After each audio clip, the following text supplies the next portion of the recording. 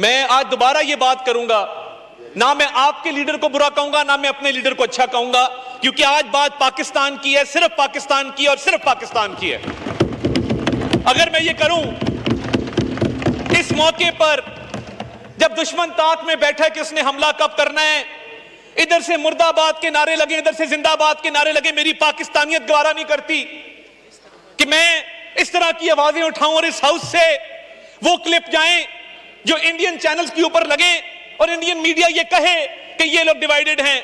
हम कतई ये बात नहीं करते, ना हम इस बात के कायल हैं। मुझे जो पूछेगा मैं उसे कहूंगा कि इमरान खान भी उतना अच्छा है जितनी हमारी लीडरशिप अच्छी है, क्योंकि आज बात पाकिस्तान की है।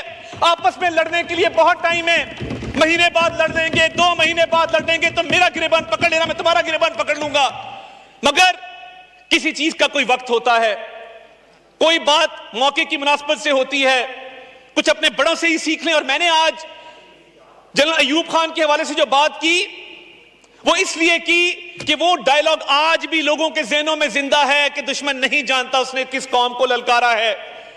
हम तो उस वक्त नहीं थे, मगर हमने अपने बड़ों से सुना कि ये वो जज्बा था, ये वो कौमी यकजहती थी जो ये कौम रखती थी।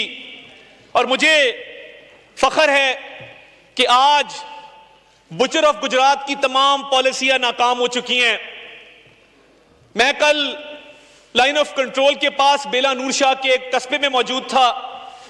हम फॉरेन मीडिया को, लोकल मीडिया को वहां पर लेकर गए जहां पर भारत कहता था कि दहशतगर्दों के तरबियती कैंप मौजूद हैं, दहशतगर्दों को तरबियत दी जा रही है, और पीर चनासी से और बेला नूर शाह के कस्बे से दहशतगर्द सरहद पार गए हैं। दुश्मन मक्कार भी है, बदनीयत भी है, और दुश्मन बेवकूफ भी है। और दुश्मन की बेवकूफी की दलील यह है कि एक ऐसी जगह पहलगाम, जो सरहद से, अगर हाउस एंड ऑर्डर कर लें जनाब स्पीकर, ये कौमी अहमियत का इशू है, ये चलते रहेंगे, हमारी चिट्टें बाद में भी ले आते हैं आपके लिए। तो ये जो पहलगाम का इलाका है जो सरहद से 150-200 किलोमीटर की दूरी पर है, दुश्वार गिदार इलाका है, पहाड़ हैं और जंगल हैं, ये कैसे हो सकता है कि पीर चनासी से या बेला नूर शाह से, पाकिस्तान से ये लोग जाके वहां पे इन्होंने हमला किया हो? आपकी 9 लाख फौज जो भारत पर काबिज है इलीगली ऑक्यूपाइड इंडियन कश्मीर में, वो वहां पे झक मार रही है। आज जब कश्मीरियों को उठा के दरिया बुर्द कर दिया जाता है और एक नौजवान की लाश निकालते हैं और कहते हैं कि इसने छलांग मारी, ये हमारे से बचने के लिए भाग रहा था, टॉर्चर किया जा रहा है, कश्मीरियों को शहीद किया जा रहा है, जेलों से निकाल निकाल के लोगों को कत्ल किया जा रहा है। वो 9 लाख फौज जो गासिब फौज है, जो काबिज फौज है, जिसने पिछली 7 दिहाइयों से मजलूम कश्मीरियों के ऊपर जुल्म ढाने के अलावा कोई और काम नहीं किया, वो आप कर लें, कोई बात नहीं। आज आप भी जिंदाबाद है, मैं भी जिंदाबाद हूं, हम सब पाकिस्तानी हैं, आप जो मर्जी कह लें। आज आप मुझे गाली भी देंगे, मैं जवाब नहीं दूंगा। तो बात ये है कि ये जाती अनाओं से उठना पड़ेगा, इससे निकलना पड़ेगा।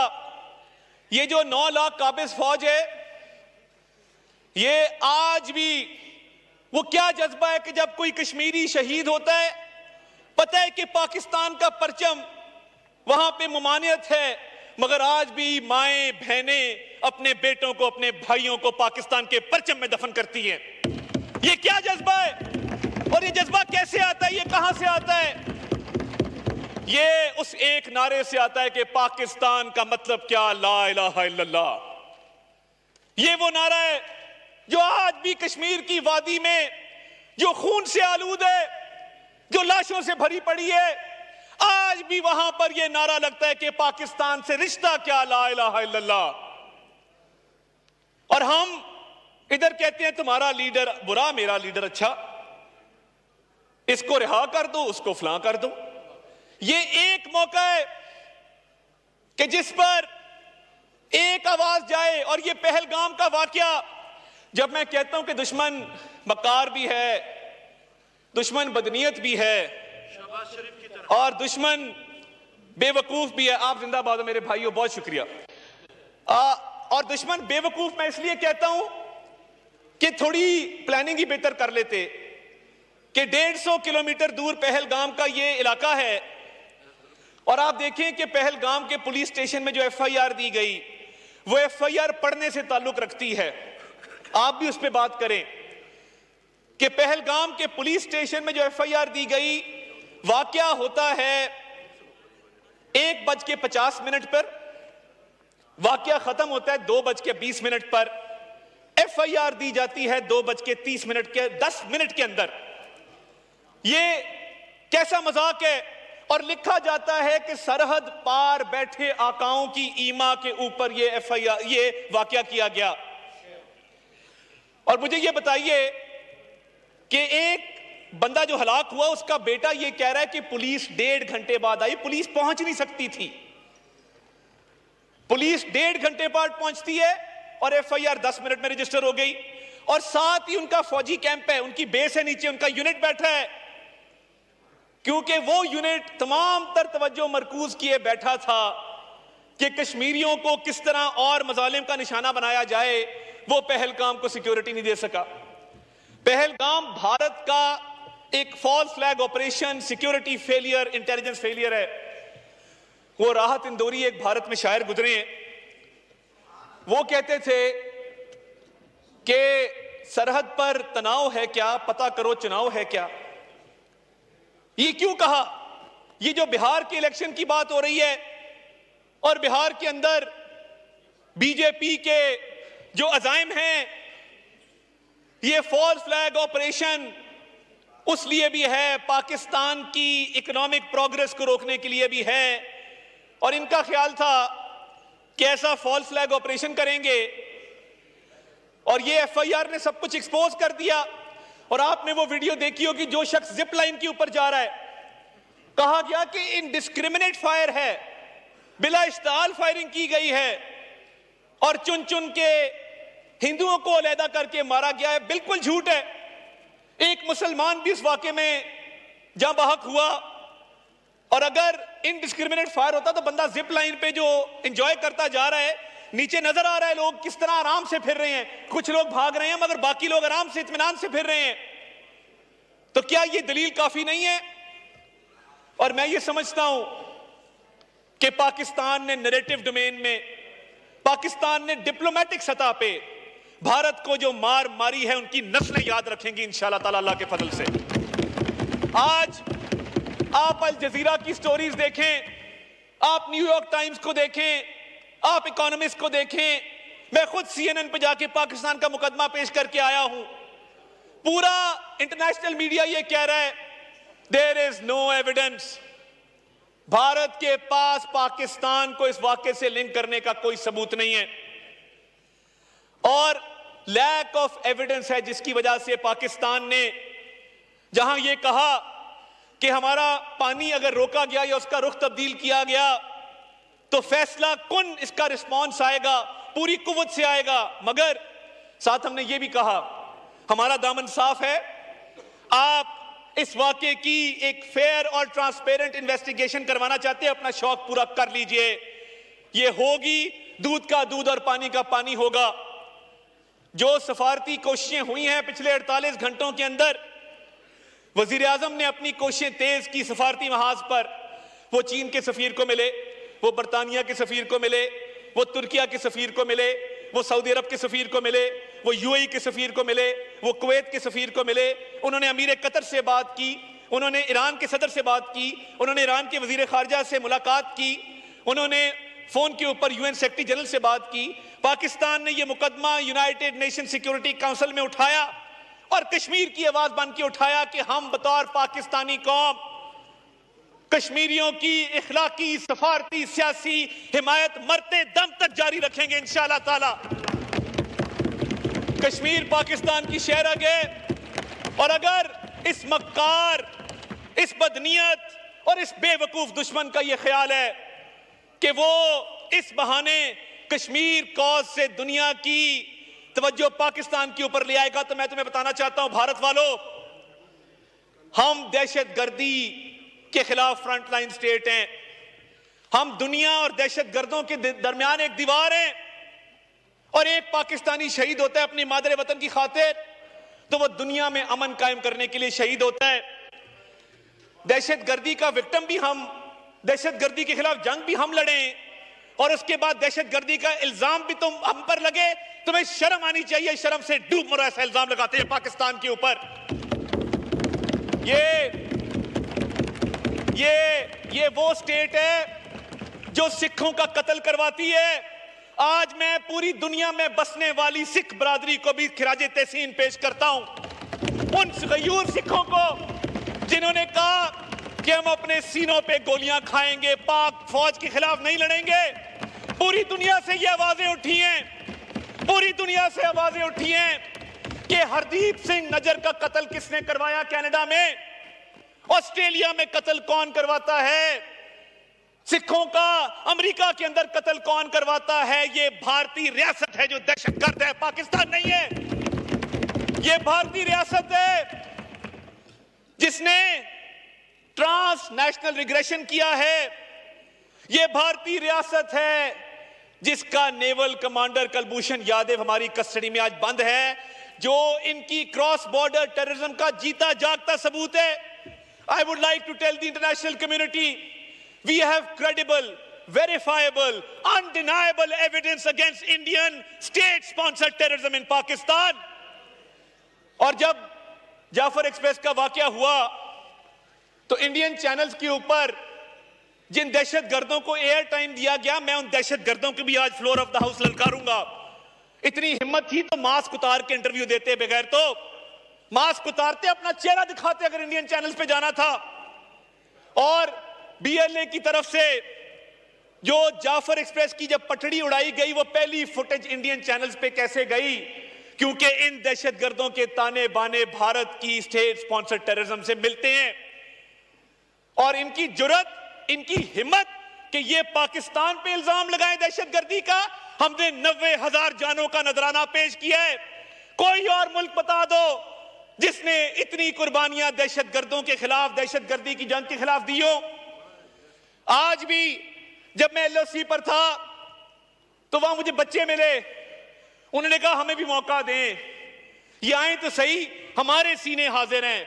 जिस कौम के बच्चों का ये जोश होगा, जिस कौम की बहनों का, माँ बेटियों का ये जोश होगा, उस कौम को तुम कैसे हराओगे, उस कौम के खिलाफ कैसे जारियत करोगे। ये कौम, ये बड़ी अजीम कौम है। आप तारीख उठा के देख लें, ये कौम जब इकट्ठी हो जाए, ये कौम जब खड़ी हो जाए, दुश्मन कितना भी ताकत रखता हो, दुश्मन को हमेशा अल्लाह ताला के फजल से हमने धूल चटाई है और उसको मुंह की खानी पड़ी है। जो इंडिया का स्टेट स्पॉन्सर्ड टेररिज्म है और ये कई दहाइयों से जारी है। रॉ के हैंडलर जो पाकिस्तान में हमले करवाते हैं, जो मासूम लोगों की जानें लेते हैं, भारत सबसे बड़ा प्रमोटर है दहशतगर्दी का। और पाकिस्तान की कुर्बानियां दहशतगर्दों के खिलाफ आज भी जारी हैं। हमारी अफवाज पाकिस्तान ने, हमारी पुलिस ने, हमारी सिक्योरिटी एजेंसीज ने, और मुझे इस हाउस में खड़े होकर यह कहते हुए फख्र है कि इधर बैठे वालों ने, उधर बैठे वालों ने जानों के नजराने पेश किए हैं दहशतगर्दों के खिलाफ, मगर हार नहीं मानी। आज भी खड़े हैं, आज भी मुकाबला करेंगे। हमने शहादतें दी हैं, पाकिस्तान के सियासतदानों ने खून दिया है, पाकिस्तान के सियासतदानों ने सीने पर गोलियां खाई हैं। ये कौम ऐसी कौम है जिसके हर तबके में हम सरशार हैं जज्बा शहादत से, जज्बा कुर्बानी से। कोई तबका ऐसा नहीं है जिसने दहशतगर्दों के खिलाफ कुर्बानी ना दी हो। और ये फ्लोर ऑफ द हाउस, दोनों साइडों पे बैठे सियासतदान जिनकी कुर्बानियां सुनहरी हरूफ में लिखने के काबिल हैं, मैं आज उनको भी खिराजे तहसीन पेश करता हूं। और कहां पे ये डरपोक कौम भारत की जो मोदी सरकार के खिलाफ आवाजें उठा रही है, वो मोदी सरकार से सवाल कर रही है कि सिक्योरिटी क्यों ना दी गई। वो सवाल कर रही है कि 9 लाख भारतीय फौजी कश्मीर में झक मार रहे हैं। वो सवाल कर रही है कि सफारतकारी में नाकामी क्यों हुई। वो सवाल कर रही है कि जो भारत तवक्को कर रहा था कि पाकिस्तान को बैनुल-अक़वामी सतह पे अंडर प्रेशर करेगा, ये उस मालिक का करम है कि हमने ठीक टाइम पे वो पत्ता खेला कि इन्वेस्टिगेशन करा लो। उससे भारत पर दबाव आया है। भारत आहिस्ता आहिस्ता बंद गली में जा रहा है। भारत की ऑप्शंस खत्म हो रही हैं और वो इस ताक में रहता है कि पाकिस्तान पर हमला करे। वो इतनी सी अपॉर्चुनिटी भी देखेगा तो वो इस तरफ आएगा। मगर अब की बार तुम आए तो तुम्हारा वो हशर करेंगे कि तुम्हारी शक्ल नहीं पहचानी जाएगी इंशाअल्लाह ताला। और रिस्पॉन्स मैं बता देना चाहता हूं, अफवाज पाकिस्तान का वो रिस्पॉन्स होगा। हमने कभी पहल नहीं की। We are not the aggressors, we are not the provocateurs. मगर अगर हमारी तरफ बढ़े तो वो हशर करेंगे कि तुम्हारी नस्लें याद रखेंगी। और मैं ज्यादा टाइम नहीं लेना चाहता, मैं सिर्फ ये कहना चाहता हूं आखिर में, मैं इस शेर से अपनी बात को खत्म करूंगा। पूरी कौम इकट्ठी है, अफवाज पाकिस्तान के पीछे खड़ी है और भारत का झूठ दिन ब दिन हम बेनकाब कर रहे हैं। कल हमारा एलओसी का विजिट पूरे भारतीय मीडिया ने दिखाया। हमारे अकाउंट बंद कर रहे थे तो हमने भी घर में घुस के मारा है। हमारे अकाउंट बंद किए थे इन्होंने। हमने सोचा कि इन्होंने अकाउंट बंद कर दिए, हम क्या करें। हमने एक तराना तैयार किया था, वो हमने जियो टैगिंग के जरिए वहां पे एड्स का एयर टाइम खरीद के हर इंडियन यूट्यूब चैनल के ऊपर अफवाज पाकिस्तान का तराना चलाया। तो इंफॉर्मेशन डोमेन में भी हम खड़े हैं,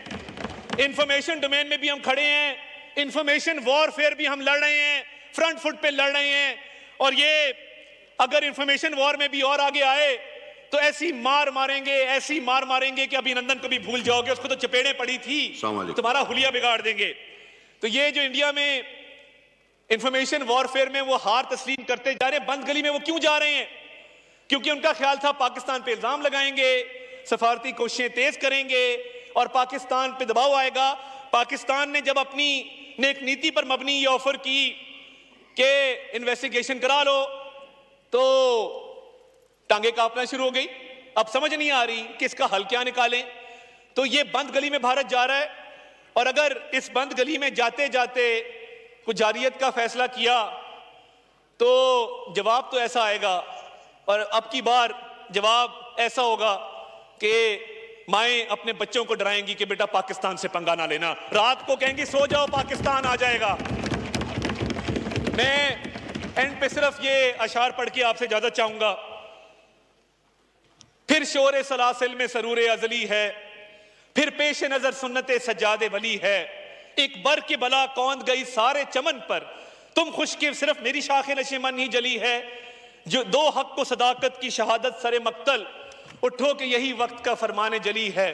और कब अश्क बहाने से कटी है शबे हजरा, कब कोई बला सिर्फ दुआओं से टली है। हम राह रवे दश्ते बला रोजे अजल से और काफिला सालार हुसैन इब्ने अली है।